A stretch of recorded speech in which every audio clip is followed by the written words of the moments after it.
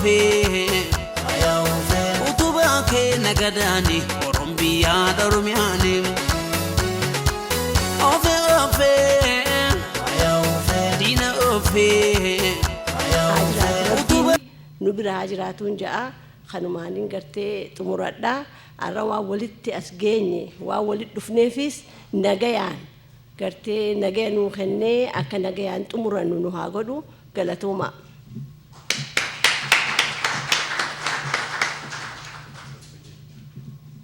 ay durandurse nagabultani isinin jeda warra walbaynum balaga wala garre warra walimbaynin والبرموتا قارين وهاتو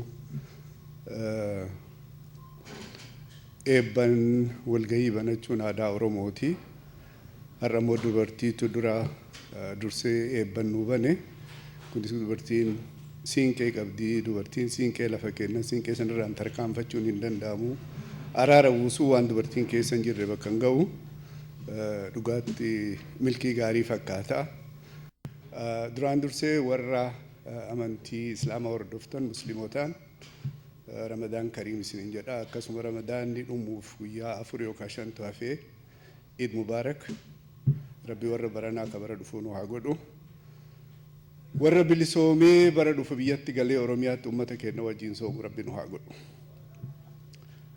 والجايين كوني وانا كتك أبا هيوتا أورمو بيكتو أورموت واي أمة أورومو ركو أمة أورومو مريا تشوف ولت دفو وقات يروتك يرو لما يوجد جودا كناف ربي واني الله والجي كنا كنا والجي ملكي والجي والأجيتي كول هبن أو نوهاجدو ربين قدا كنا نوهابلشو كدبته كدوغا أرجو كهاك أرجو ربي نوهاجدو تكا كنا نوهاجدسو تكان كنا كا قدته كبرته كمركته كفلمته نوهاجدو واني كان جدو في أبدي درجة جوت الراك أمنو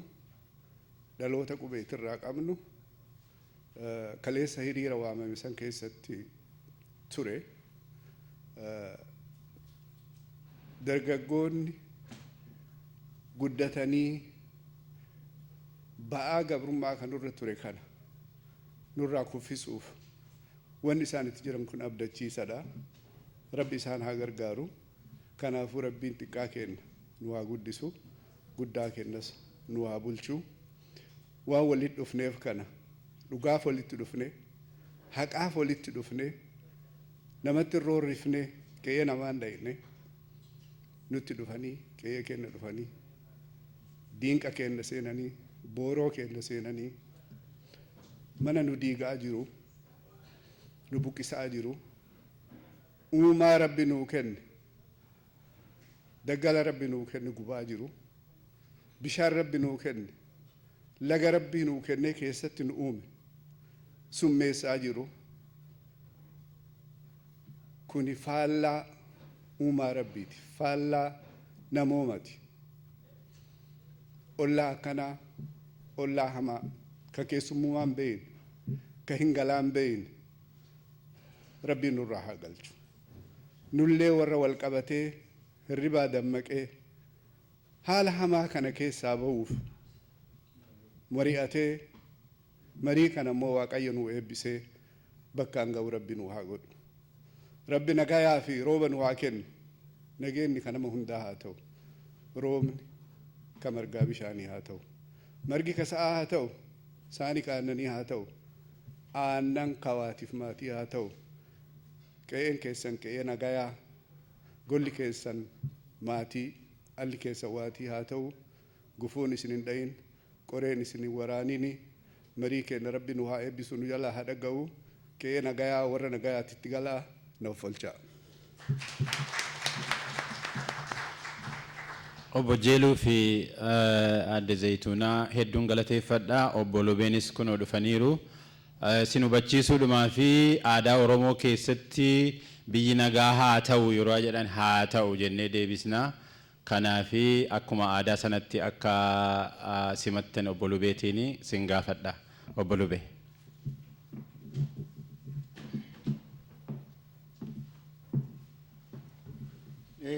Milkeen ture ammaas ga'eera. Egaa ulfaadha asitti argamuu keechaniif baay'ee nama gammachiiftu. Egaa waaqni baga edan nagaan dabarsine, baga abjuu gaarii abjoonne, baga yaada gaarii abjoonne. Kanaafi har'a immoo waaqa kadhanna akka walga'iin kuni seeran nu xumuramuuf akka qajeellaa ta'uuf. Waaqni nagaan nu bulche nagaan nu haa oolchu. Haa oolchu. Waaqni nagaan nu bulche nagaan nu haa oolchu. Hamtuu nurraa haa qabu. Tola nutti haa qabu. Waaqa gurraacha waaqa dhugumaa garaa nu haa laafu. Isa malee kan biraan qabnu nun hin raaffatin. Yaa Waaqni nun hin raaffatin. Waan asitti wal qabamnee fi araddaa namaa balleechuu fi miti, ummata namaa balleechuu fi miti, eenyummaa keenya irratti yaa Waaqi eenyummaa keenya sirritti nu barsiisi. Hamma beeknu dubbannaa eenyummaa keenya ati immoo itti nu dabali. Waan har'a hojjetaa oollu ati nu qajeelchi. Warra milkaa'u nu godhi. Warra milkaa'u nu godhi. Yaada milkii nu dhiyeechi. Nama keenya wal jaalachiisi. Kan biyya jiraniif nagaa godhi. Kan dhugaadhaaf lolatan irree isaanii jabeechi. Ummi jaarsolii keenya bakka jiranitti akka nagaan jiraatan, jaarsolii teenya nagaan akka jiraatan, akka humna ta'an ati bira dhaabbadhu. Kan rakkate rakkoo oolchi. Kan ilmoo dhabeef ilmoo kenni. Kan dhibameef ati dhibee isaa fayyisi. Kan kana caalaa gaa waaqni waan hundumaa hin beeka. Kan garaa namaa afaan namaa baay'ee haasa'uu oo dhibe kan waaqni dhugumaa waaqni dhugaa kan nuu kenne waan har'a hojjetaa jirru waan boru hojjetaa jirru kana garaa keenyatti kennannee fiixan nu haa baasu. Amma gaa haleellee diina haleellee jettu beeka. Haleellee haleellee haleellee kanan daa akkasitti gaanii.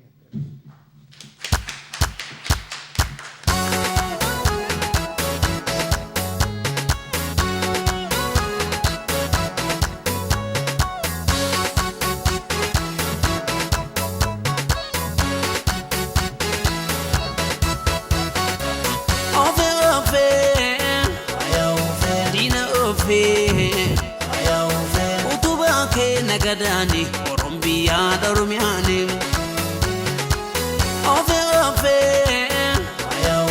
Diina ofee utubaa kee nagadaani. Okay, the next is the President's opening remarks, so I will give the opening statement.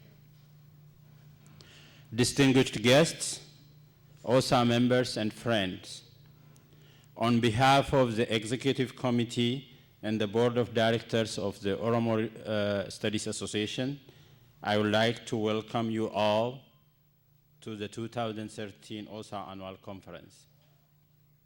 This is the 27th OSA Conference. I personally joined OSA in 2006 and was called to the Executive Committee from 2007 and have served since then. That is about 7 years.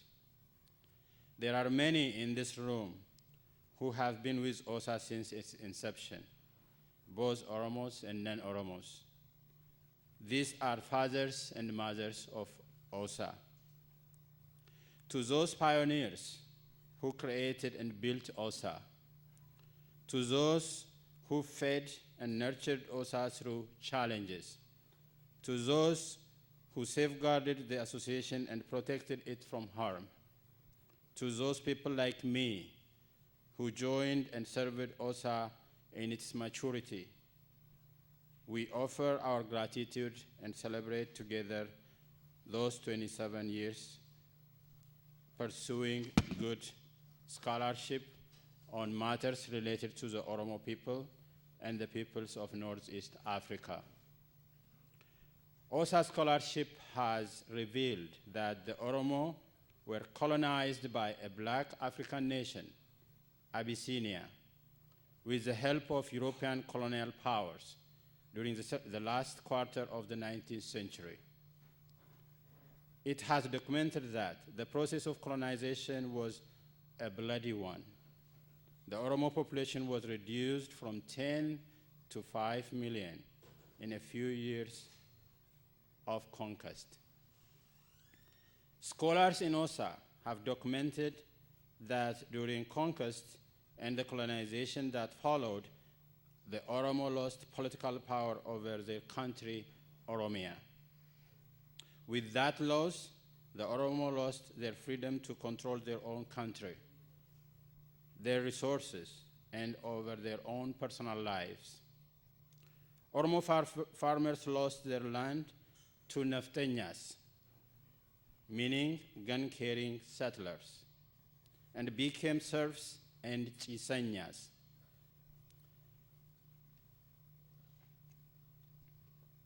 Laboring for others on the land of their fathers. Actually, this part of the Oromo history resonates with me very much because my father was that Chiseña. Not only I read about it, I lived it. Oromo scholars have documented how, with the loss of their country, the Oromo lost their dignity. The Nafteñas called them Gallas, which has an ugly, derogatory connotation. It meant pagan, uncivilized, uncultured, enemy, savage, and inherently inferior. We were none of those things. In attempts to avoid this derogatory status, many Oromos were forced or persuaded to change their names to Amara name or to a Christian name upon going to school or seeking job. This part of our history resonates strongly with me because it happened to me multiple times. In elementary school, I was considered a good student. One day, and a friend, a relative of my father, who succeeded to be elected to Haile Selassie's parliament called Nderase, said to my father, Obogaleta, this child has the potential to arrive at a high place in his life. However, he cannot reach anywhere with this name Mosisa. Change his name to an Amara or a Bible name. I have a very good name for you to choose from. I felt angry because at the time I liked my name. Thanks to my father, he refused the advice of this Nderase, and I am Mosisa today.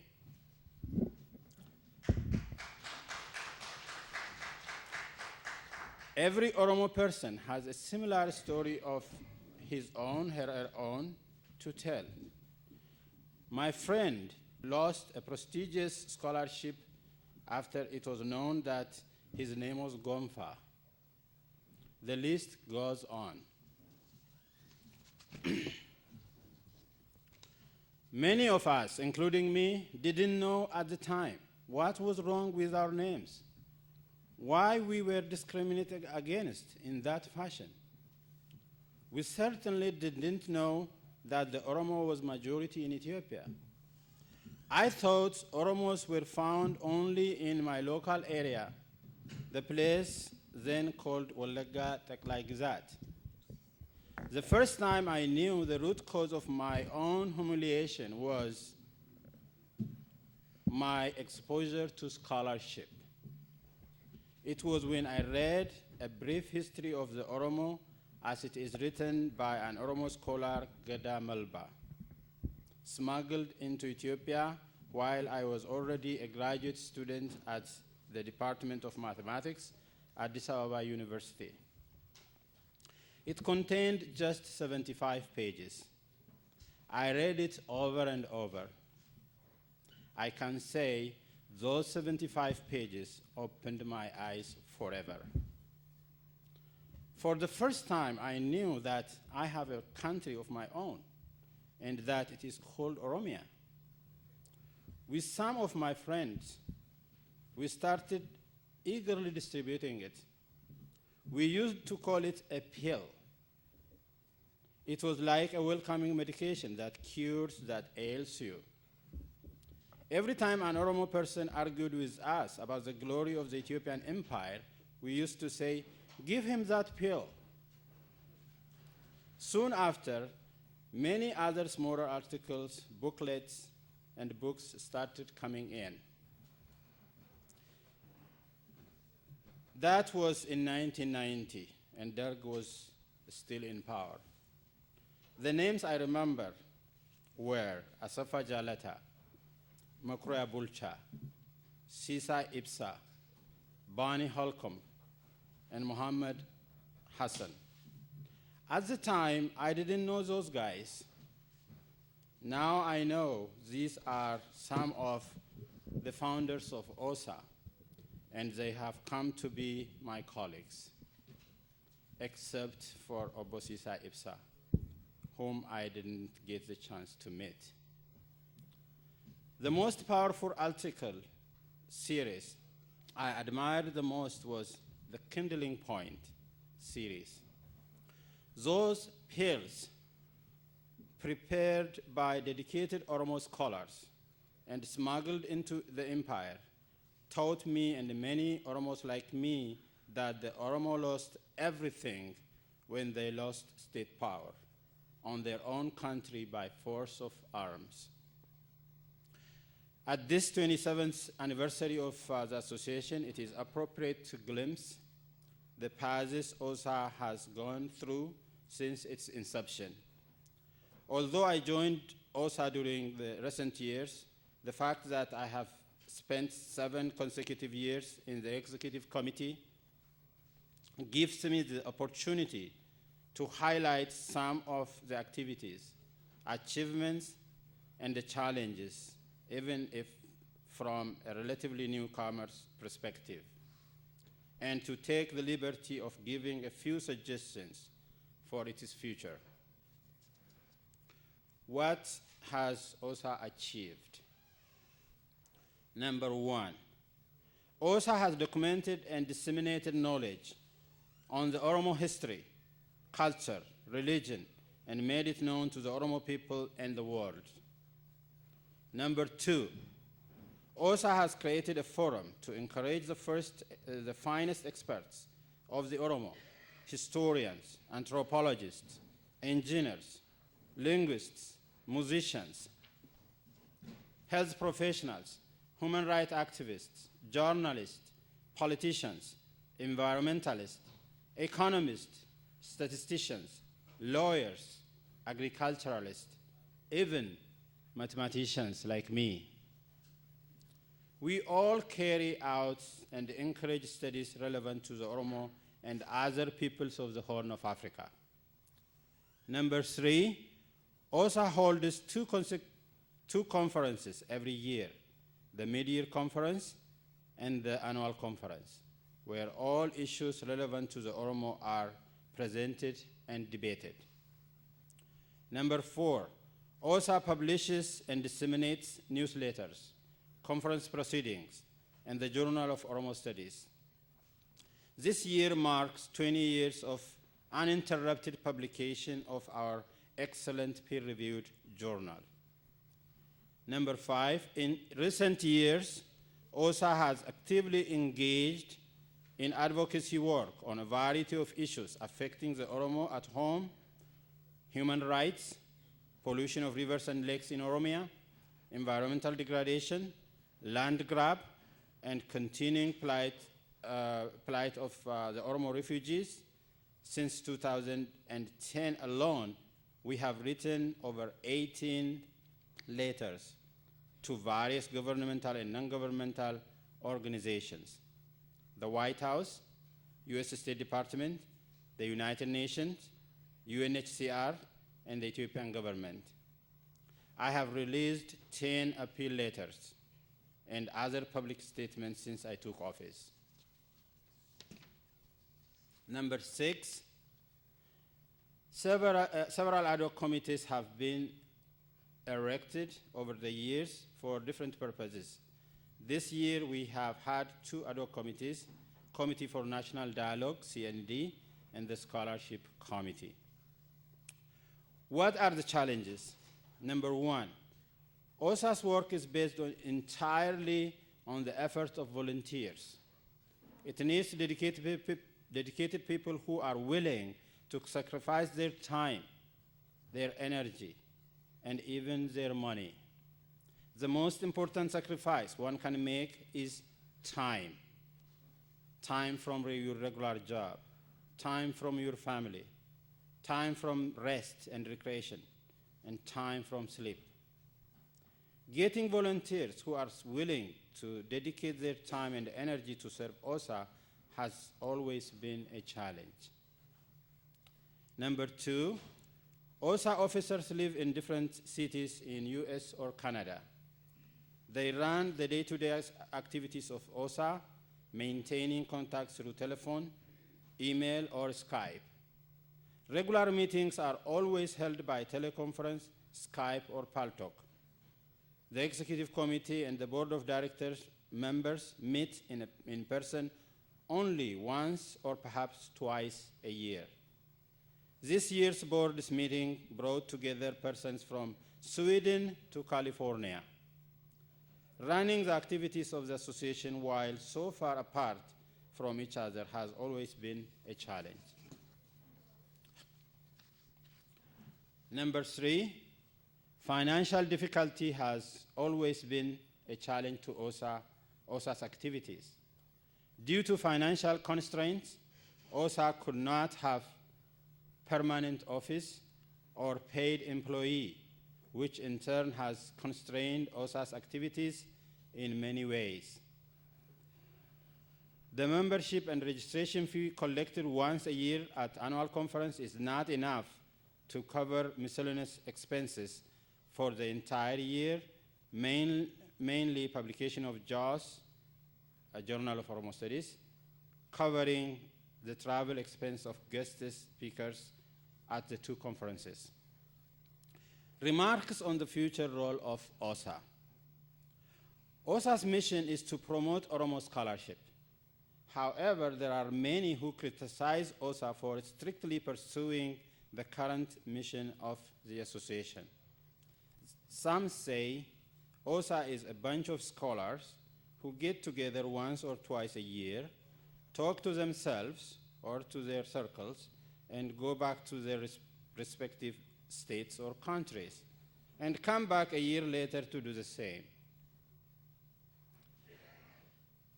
They criticize OSA for doing not enough in transforming the Oromo nation and for being out of touch.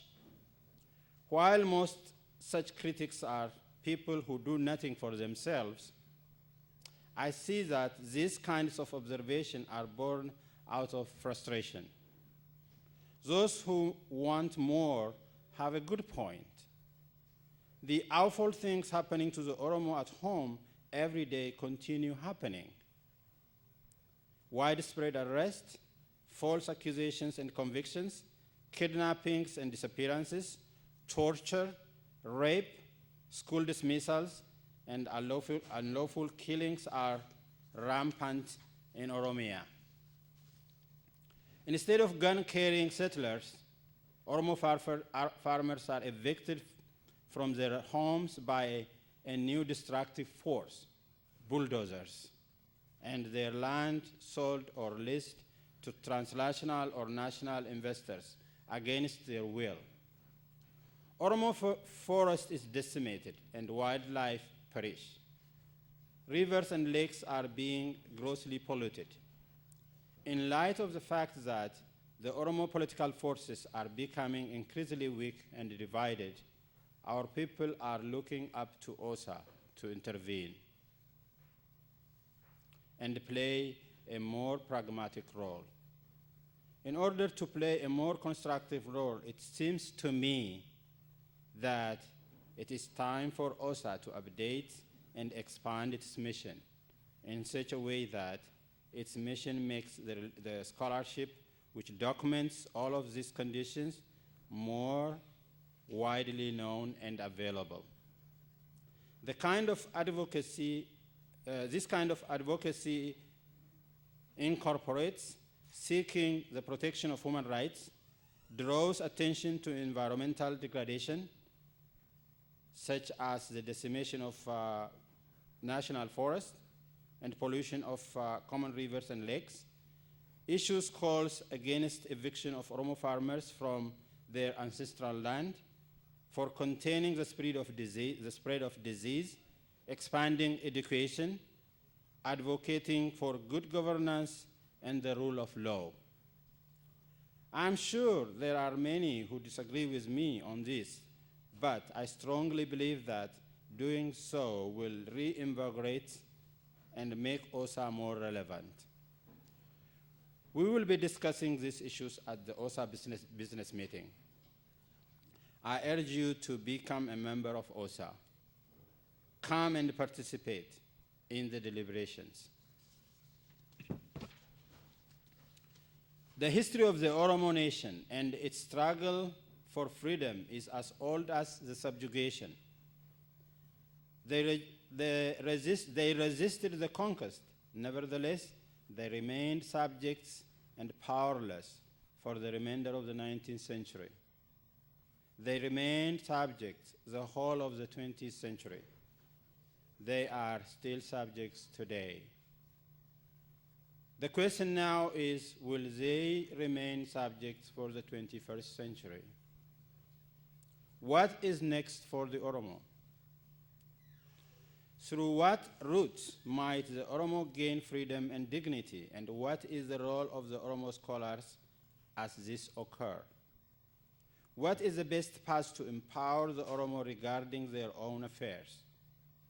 What are the most important areas and disciplines that the Oromo and the scholars of the Oromo need to work on to gain freedom? The theme we chose for the 27th OSA Annual Conference, examining paths to Oromo empowerment in the 21st century, is geared towards answering this and other questions. We have invited 2 keynote speakers and are hosting 38 papers organized in 10 panels. The list of panels and the panelists is provided in the conference program. Please refer to it closely. It is an excellent group of actively engaged scholars. We are pleased to welcome each one of them. I would like to thank members of the local organizing committee at the Kabane or Bani Holcomb, Obbo Abarra Tafarra, Obbo J.D. Tufa, artist Abdi Nurasa,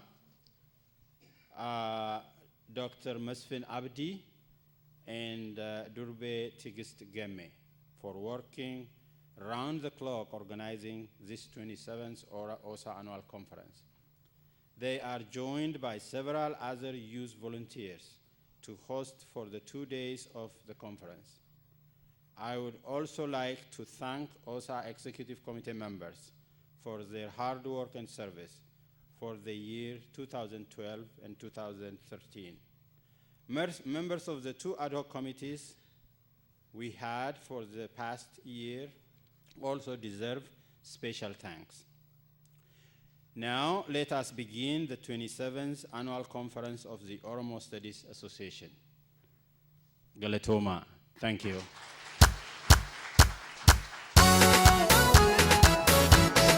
Okay, now